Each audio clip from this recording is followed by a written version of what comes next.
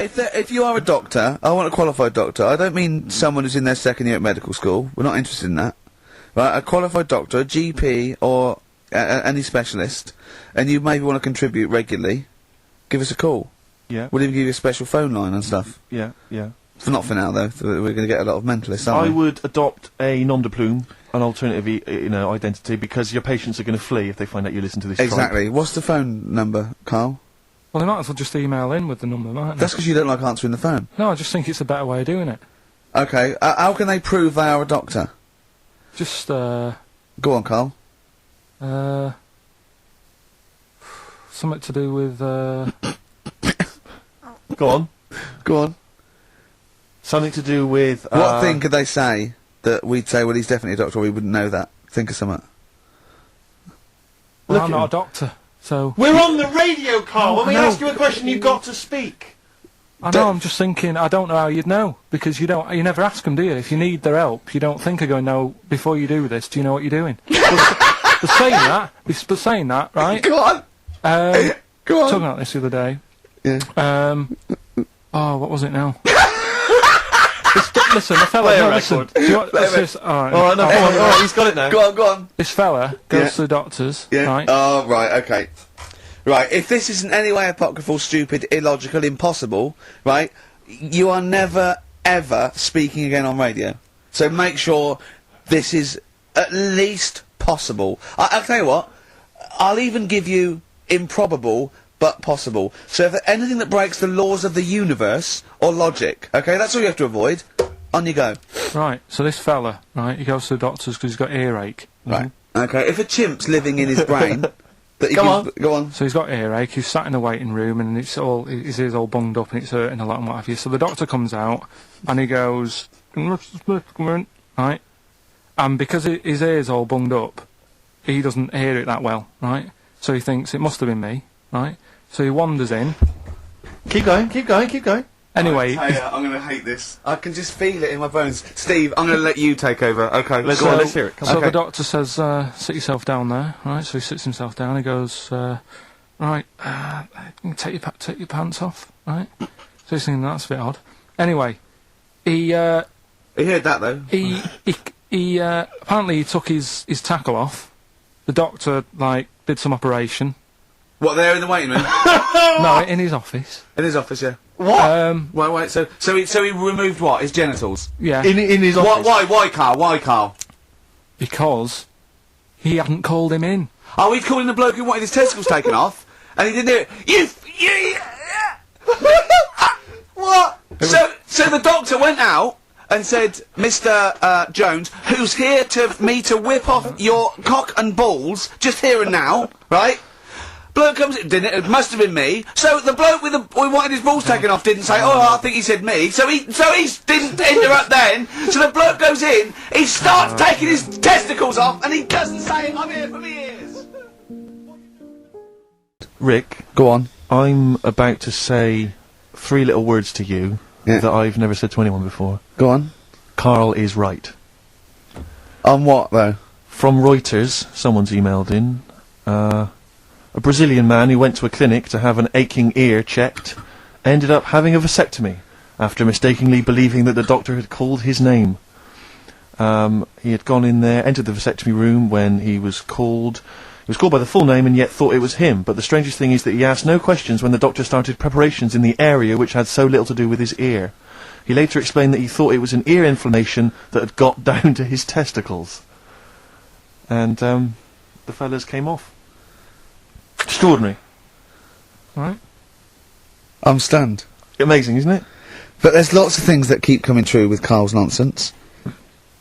There's a programme on next week. The boy who gave birth to his twin. Oh. And he's there, he's like pregnant with his thing, you know. How long ago did we do that? Yeah, you discussed that years ago. When I talked about it, it was a baby who had a baby. Now it's a boy who's like a grown man and that. It's took them ages to sort that out.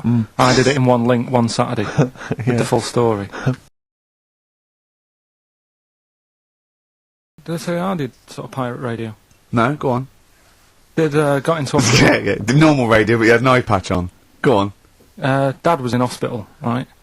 And he was having some operation done, right? And went to see him, and didn't have that much to say to him, right? So you I don't was, need sat, that. I was sat there. Well, it's awkward though, isn't it, when someone's ill Yeah.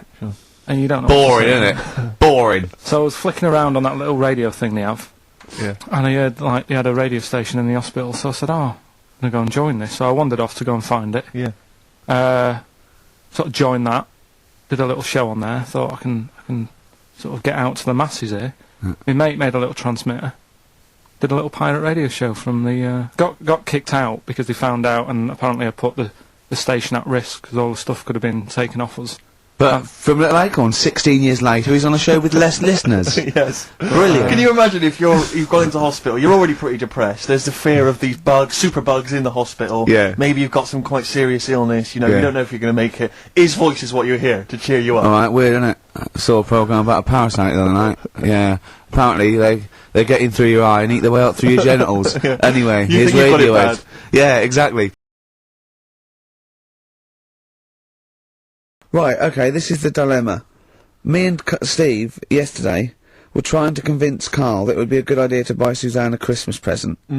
Okay? Now, why aren't you going to buy her a Christmas present? Explain, Karl, why you don't think you should buy her a Christmas present. No, well, I've told her I'll get her one, but in the new year. We're going away on holiday and that, so Yeah. there's no point taking stuff away. Yeah. Going to Lanzarote next week. Just get her something in the sales after Christmas for the, yeah. Yeah. Right. Now, me and Steve were trying to explain to Karl that she would love it if you bought her something on Christmas Day. Yeah, but she knows now. But, Knows yeah. what? I've told her. So No, she's well, I'm getting going out. to tell you, do you know, right, this, dear listener, this was Karl's worry. I said, I bet she's got you something. And Karl was worried in case he got her something and she hadn't got him something. Yeah, he'd be livid. He didn't want to be down. He didn't want to be a present down. Yeah. Look at his face! So buy her a nice necklace. Don't spend, just spend £100, you know, just a little token. We're going away. I'm taking her away on holiday. You're not taking her away, are you? What, you're paying for it, are you? Yeah. Are you really? Well, half and half and that. Right. So you're paying for you to go on holiday? That's good of you. So the gift is your company, really? She's done alright. She's done alright! Why do you talk like you're 60 years old? And you've been working down the mine. I don't know, she's done alright. Do you go over to her and say, Suzanne, you're bloody lucky. I mean, You've fallen on your feet, to look be who fair, you've Rick, got, what? I'm not sure she has done alright. I don't want to be critical, but... Never quite understood lap dancing. Never quite understood it. It's basically someone dancing naked rubbing their arse in your face. Yeah. That's basically the gist of it, is it? But you can't. The rules is you can't touch. Do they do a home service? I just think it's nearly. I've got to be careful what I say here, but it's sort of, you know, I'm not dissing Stringfellows or anything, but is that not sort of like one step down from prostitution? That's Having someone- such an antiquated... What, No, are you do you from know what I the 19th century? No, but I mean, what? It's like it's. Well, I don't quite understand it. Have you? I don't get it. I don't get it. Because the thing is, I said, how does it work? They said, you pay £20. you get some clean money, sort of like little vouchers that you stick in the knickers or whatever. Oh God! Clean money? Yeah, Disinfected money, okay. they're just like vouchers. Can you put loose change in there? Because I got a lot of that. But, I owe you. Yeah. Yeah, go on. £20 it is, Right. and I just don't get it because I mean I'm not tight with money or anything, but No. you pay your £20. They dance in front of you, but you're not allowed to touch, which to me is like going to a restaurant, ordering a nice big warm dinner, they put it in front of you, and it's like, well, you can't eat it, and you're saying, but well, it's going cold. I love the idea of some bloke sitting in Stringfellows, businessman, right? Space £20. There's an arse waving in his face, and he's going, "Can I not just?" They go, "Don't." So he goes, "It's going cold. Look at it. It's going cold." Oh, that is brilliant. It's going cold. That is, I mean, see, Karl in the week was saying that he doesn't like sayings and phrases and metaphor and analogy, and I was going, you know, and he thinks it's sort of like, you know, one step away from poetry. But he comes out with the most evocative phrases. That is a straightforward analogy. Lap dancing is like being given a meal that you can't eat. See, that's great. That's how you saw it, and that's so much better than saying it's mad, you can't touch, or it's a waste, or, you see what I mean? we were trying to inflame his, enthusiasm in the week, and, I said about, different phrases, and he goes, well, why not just say the actual words? I was going, well, it's more poetic. And I told him the, Isaac Newton one, if I have seen further than any other man, it's because I've stood on the shoulders of giants. And I said, well, that's because, he's saying, I'm getting lauded for being this great scientist and all these discoveries and being a genius, but I'm saying, if it wasn't for those scholars before me that had come up with what they come up with, I wouldn't have got this far. Karl went, what did you say? I just said, well, I prefer him to give me a name check. Do you know what I mean, though? If he stood there and he's saying how good everything is, don't just class me, don't sort of put me in with a load of other people. Give me a mention. If you were one of the other scholars? Yeah. Yeah, I think there were probably people that died sort of years before him. I think he's saying more that he's thanking the body of work these scientists and these great men had handed down, through either books, material, teachings. He's not giving a big shout out to the collective science posse. Yeah, yeah. Thank you. Actually, I copied Nigel's. He's not saying that.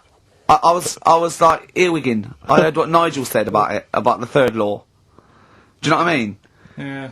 I mean, I look into science and stuff a Go lot on. more and see if they work. Well, one that happened a couple of weeks ago, right? You were talking about the you can't have your cake and eat it. Is that what you said? Well, I never understood that because I thought, well, what's the point of having your cake and not eating it? Rather like your lap dancing analogy, but it actually means you can't have eaten your cake and still have it there. Yes, obviously. Exactly. Well, the time that I saw that same work, right? I was in Asda with Suzanne. Yeah. And you know those big binders you get with nice cakes in them? Yeah.